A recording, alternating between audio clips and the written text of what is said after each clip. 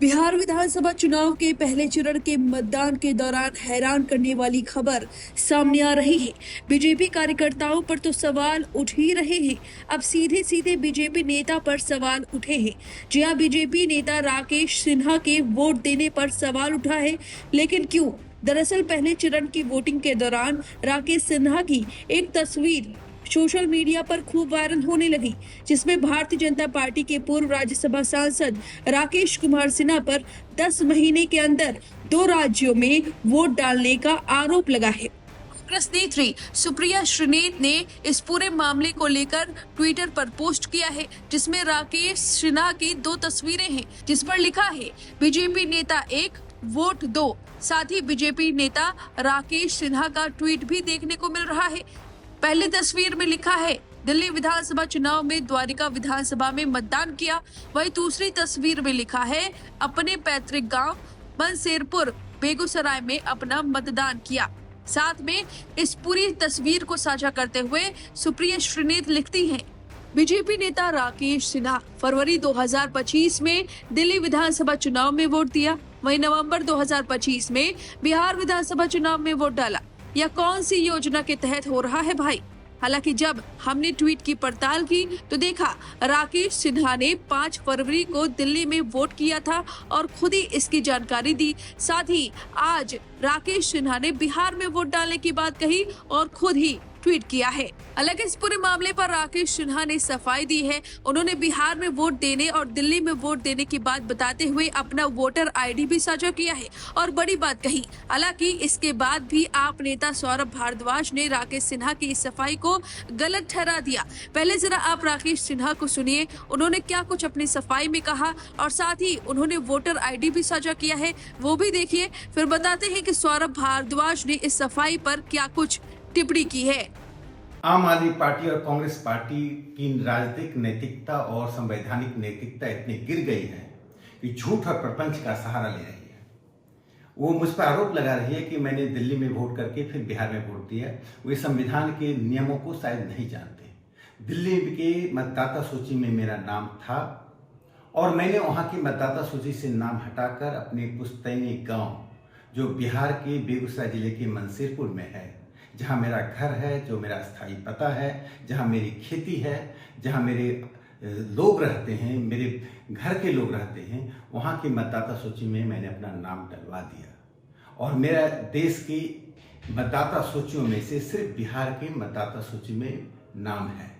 इसके बावजूद बिना तथ्यों को जांचे जिस प्रकार से आम आदमी पार्टी और कांग्रेस पार्टी ने सोशल मीडिया और टेलीविजन चैनलों पर गलत अफवाह उड़ाया, गलत आरोप लगाए, मैं उसकी सिर्फ निंदा ही नहीं करता हूं बल्कि मैं कहता हूं कि इसके लिए मैं उन पर मानहानि का मुकदमा भी कर सकता हूं। अब बता दें, इस पर आप नेता सौरभ भारद्वाज ने ट्वीट करते हुए लिखा और एक तस्वीर भी साझा की है। उन्होंने लिखा कि भाजपा के राज्यसभा सांसद और आरएसएस के विचारक राकेश सिंह जी ने 28 तारीख 4 महीना 2025 को बिहार में नया वोट बनवाया और 4 तारीख 9 महीना 2025 को दिल्ली विश्वविद्यालय अध्यापक संघ के वोट मांग रहे थे।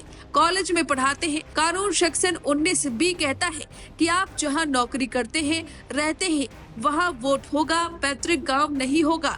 मुझे मानहानि की धमकी दे रहे हैं, आपके ऊपर मुकदमा होना चाहिए। Thanks Zubair for research.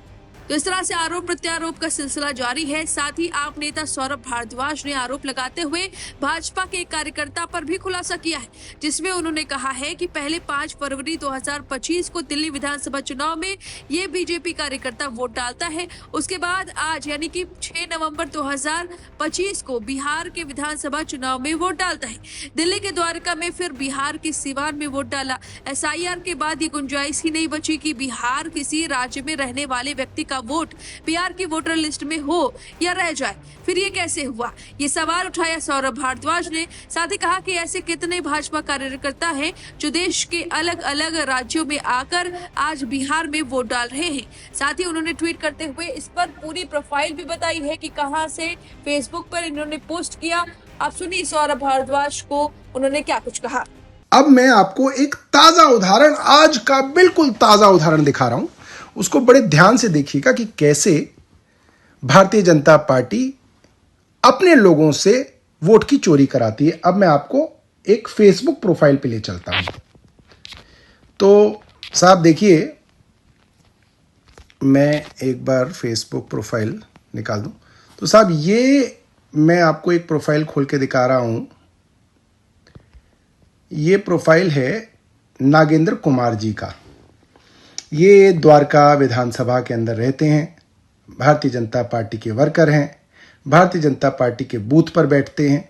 और आप देखिए, ये 5 फरवरी 2025 का इनका पोस्ट है, जिसपे इन्होंने बता रहे हैं कि सबसे पहले वोट देकर अपना सरकार बना रहे हैं, आप सबको बधाई। तो इन्होंने 5 फरवरी को वोट डाला। इनके प्रोफाइल को अगर मैं आपको दिखाऊंगा तो आपको इनके प्रोफाइल को देख के भी पता चल जाएगा कि ये भारतीय जनता पार्टी के वोटर हैं। और अब जो मैं आप इनका लिंक खोल के दिखा रहा हूं, ये आज 4 घंटे पहले का इन्हीं के फेसबुक पर इन्हीं का फोटो है, जिसमें इन्होंने लिखा है, मत देना मेरा मात्र अधिकार नहीं बल्कि हमारा कर्तव्य भी है, इसे पर्व की तरह मनाते हैं, आप भी अपना वोट अवश्य दें, अवश्य करें, राधे राधे, जय हिंद। और ये आज इन्होंने बिहार में वोट डाला है। अगर मैं आपको जूम करके दिखाऊं तो राजकीय उत्क्रमीय क्रमित मध्य विद्यालय प्रखंड गुठनी सिवान, ये पीछे आप स्कूल का नाम देख सकते हैं, बिहार का सिवान का स्कूल है जहां पे इन्होंने वोट डाला।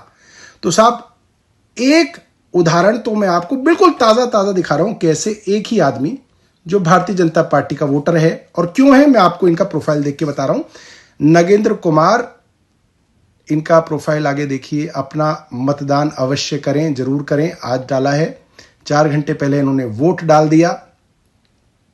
फिर इनका ये पोस्ट है, मुझे तीनों पर भरोसा है, आरएसएस, आर्मी और मोदी, और तीनों से मिलकर खूबसूरत शब्द बनता है राम, जय श्री राम। तो प्योरली भारतीय जनता पार्टी के समर्थक है। और जरूर इनके प्रोफाइल पे आहा योगी आदित्यनाथ का ये पोस्टर शेयर किया हुआ है इन्होंने। और फिर ये जो है हैप्पी दिवाली, और ये बम की लड़ी जलाते हुए, जिसको सुप्रीम कोर्ट ने बैन कर रखा है कि लड़ियां नहीं जलेंगी, वो जला रहे हैं। तो मुख्यतः ये भारतीय जनता पार्टी का अयोध्या की दीपावली। और अगर आप देखें इनके और प्रोफाइल में, अच्छा तो देखिए बीजेपी की जो मोदी जी की जितनी सराहना की जाए वह वाकई में तारीफ की काबिलियत है। और ये मैथिली ठाकुर को पार्टी की तरफ से टिकट देकर मोदी जी ने साबित कर दिया है कि साधारण परिवार को भी राजनीतिक मामलों में एंट्री होनी चाहिए। साधारण परिवार, मैथिली ठाकुर जो एक सेलिब्रिटी हैं, तो ये प्रॉपर भारतीय जनता पार्टी के वर्कर हैं।